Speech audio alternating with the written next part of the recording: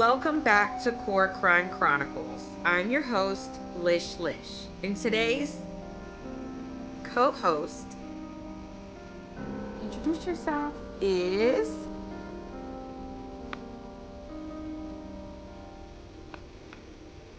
Addie. Alright, y'all. Today's case is one that will leave you speechless.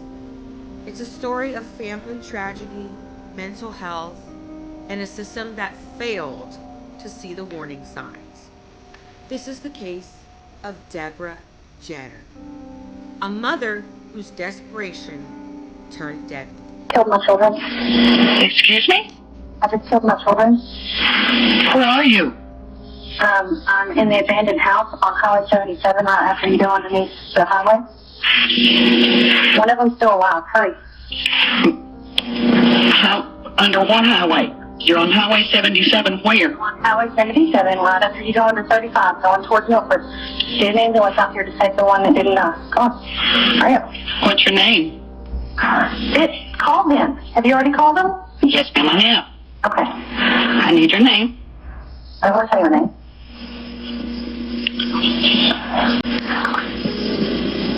Hello? Hello? Are you still there? Yes, I'm still here. Are you in your car? No, I'm not in my car. I'm in the house walking around. And one of them's still alive for real. That seemed to be shaved, and I couldn't handle that. And so, No, she thinks she's in an abandoned house. it's been a while.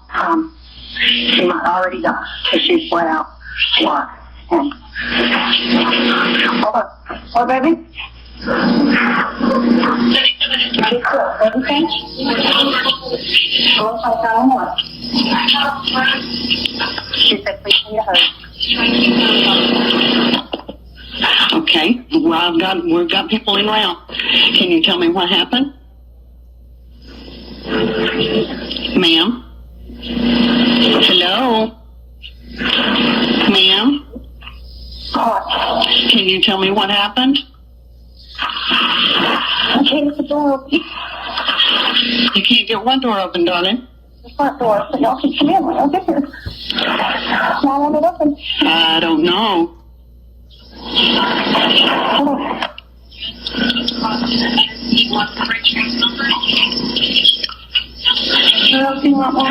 Are you on the right-hand side of the road or the left-hand side of the road, sweetie? Hold on.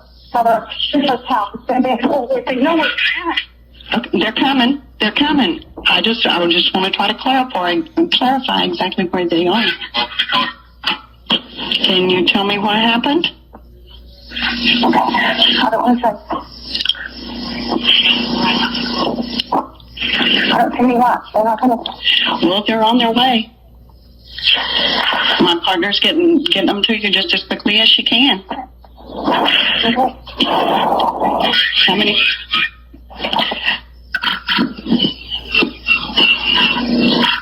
How many children do you have? Huh? Two? One of them is dead. She's dead, but the other one she wants to be saved, and she needs to be saved, and I don't see any lights. Tell them to get down here. Honey, they're coming. They're coming. Do you have any weapons? I do. I have a knife. She has a knife. Should I throw it away? No, ma'am, just put it in. She's got a knife. Can you not tell me what your name is? Huh? Hold on. What's your name, darling? I'm not telling you my name. I'm trying to watch the door. How old are your children? Hold on.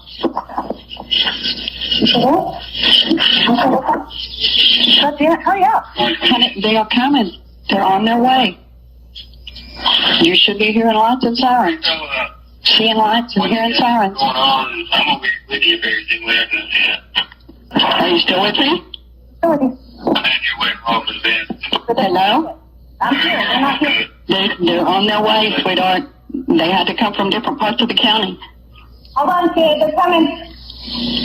Tell them not to shoot me. I don't have a gun. Okay. She doesn't want to get shot because she doesn't have a gun.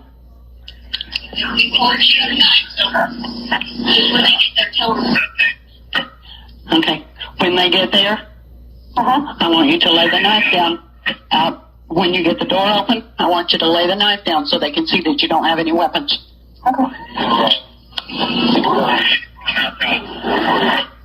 Oh my God, she said. Oh my God. How old are the children? I'm not telling you. She wants you to hurry. Honey, they are coming. They're coming as fast as they can. They're trying to be sure. Do you see them? They're coming. Do you see them? Do you see them? No, I told her they're coming. Hold on. The one dog back off the tree. Yes, okay. I see something. Can you see the lights? Well, I see something out the end of the road. It's car lights, but not fire lights, not police lights. She says In the driveway. She says they're in. She I can hear see. signs. I hear them. Okay. Really needs to come out with her hands But up. I hear them. Okay. You need to. We're coming out the driveway. I know. I understand that. I want. Driveway with my hands up. She's got. By the house, both hands up, except for one page. One phone. They're coming. She's got her hands up except for the fact that the one that she's on the phone with. So she's out in the yard. That chilling 911 call you just heard was the voice of Debra Jeter, recorded on June 5th, 2009, when she called 911 just moments after she brutally attacked her own two daughters, 12-year-old Kelsey and 13-year-old Kirsten Jeter. This happened in the small town of Hillsboro, Texas. And obviously, they will never forget that call. According to police, Debra had picked up her daughters for what was supposed to be a routine visit. The first one, since a restraining order was against her, had been lifted. The girls were excited to see their mom. Kirsten had even written on her MySpace page. Do y'all remember MySpace? That's the era that I'm from. Don't call me old. But anyways, the night before, she said, I get to see my mom tomorrow. But that visit turned into a nightmare. Debra took her daughters to an abandoned farmhouse. Y'all, I'm not familiar with Hillsboro, Texas, but it was off of Interstate 35, which the police later learned that she had visited the night before. So she scouted out this area. This was premeditated. So she planned to do this, to take her children to an abandoned farmhouse to kill them. So in that isolated farmhouse, Debra used a knife to slash both of her daughters' throats. Sadly, Kelsey didn't survive. Kirsten was severely wounded and she somehow managed to stay alive. She stayed alive long enough to speak when authorities arrived. When the officers and paramedics entered, the scene was described as devastating. Kelsey was found lifeless inside of that home. And Kirsten, despite of her injuries, she was rushed to the hospital. And she had even fought back. She tried to protect her younger sister from the attack.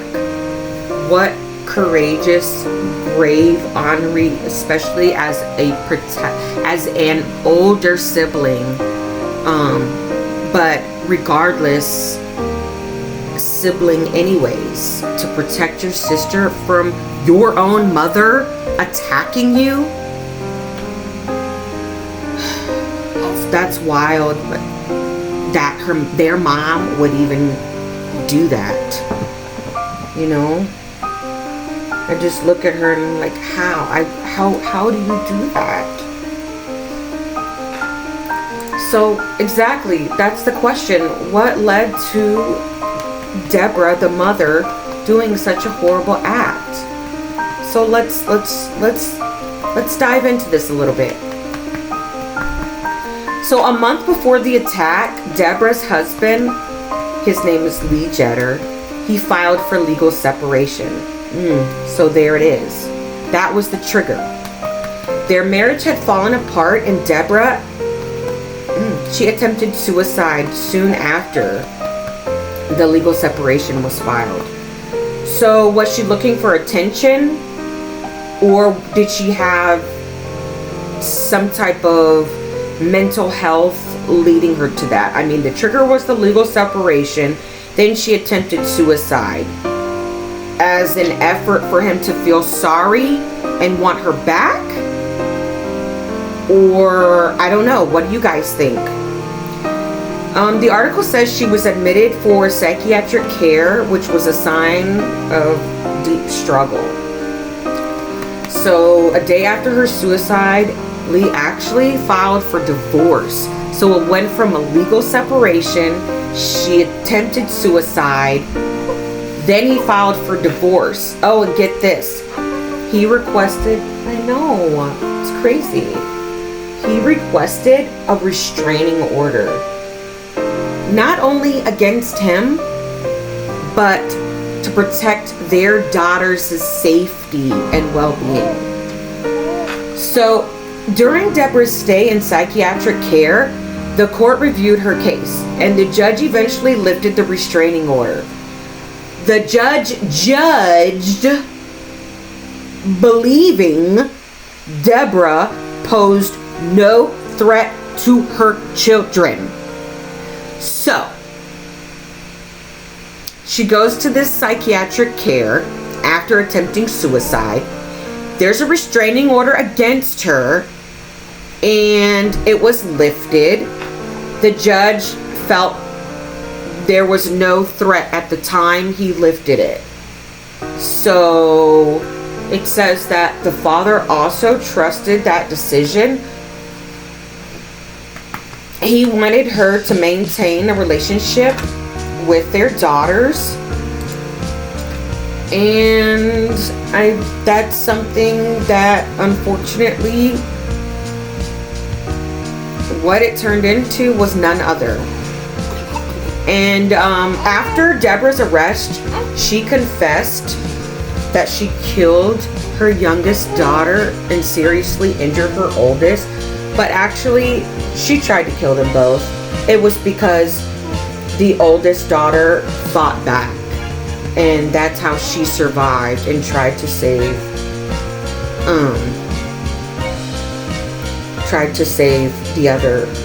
her sibling. So, of course, why do you do such a thing? Well, Debra said because she was heartbroken. She was heartbroken over the divorce, the custody battle, and the feeling of losing her family. So all of that led her to want to kill her own children. And the dad, Lee, later revealed that Debra told him she attacked the girls because she believed if she was suffering, then every freaking buddy else is going to suffer too. They must suffer too. In quotes, she figured if she felt that way, then we all must feel that way. And she wanted to take away all of our pain. So she felt it was in the best interest to kill her two daughters,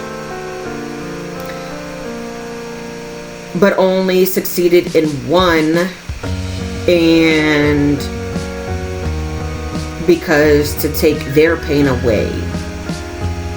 That, I mean, this happened, like, I just, like, it again leaves you speechless.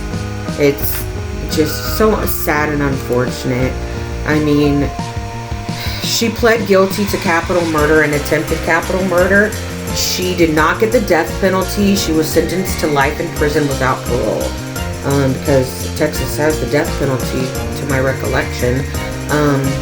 So it says that even in court, she did express remorse, but those who knew her said it was hard to tell if it came from guilt or something else, or grief.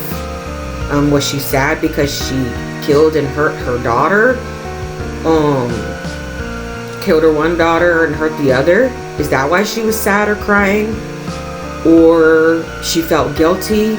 A little bit of both, or we don't know.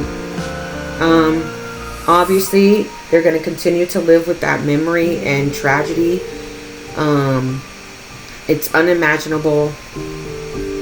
Unfortunately, Lee lost his youngest daughter, and Kirsten lost her sister. And she lost her mom too, you know. It's unfortunate that I don't know this family situation, and that if there was a struggle with mental health throughout the relationship, and maybe it was untreated, undiagnosed, but it's so important and serious to look out for warning signs. Listen, y'all, this case serves as a painful reminder of how fragile mental health can be. It's critical, again, to look out for the warning signs and take those signs seriously. So I have to say this: if you or someone you know is struggling with a mental illness, I mean, this is depression or suicidal thoughts, you know, reach out for help. I encourage you, please reach out for help. There's a National Suicide Prevention Lifeline that you can call by dialing 988 in the US. It's free, confidential, and it's available 24/7. And also, if you're not in the US and you're listening to this channel and this episode, please reach out to your local resources. I want to thank everybody for listening to Core Crime Chronicles and being continued support. If you found this story meaningful and you want to hear more, I encourage you, please subscribe, leave a comment, share your thoughts. Let me know what you think. You know, and share this episode with someone who follows true crime, or if you just found this interesting enough to share. If you do want to suggest a case for me to cover, send your ideas to corecrimechronicles@gmail.com. Remember, y'all, behind every headline, there's a human story. Thank you again, and I'll see you in the next episode. Ciao.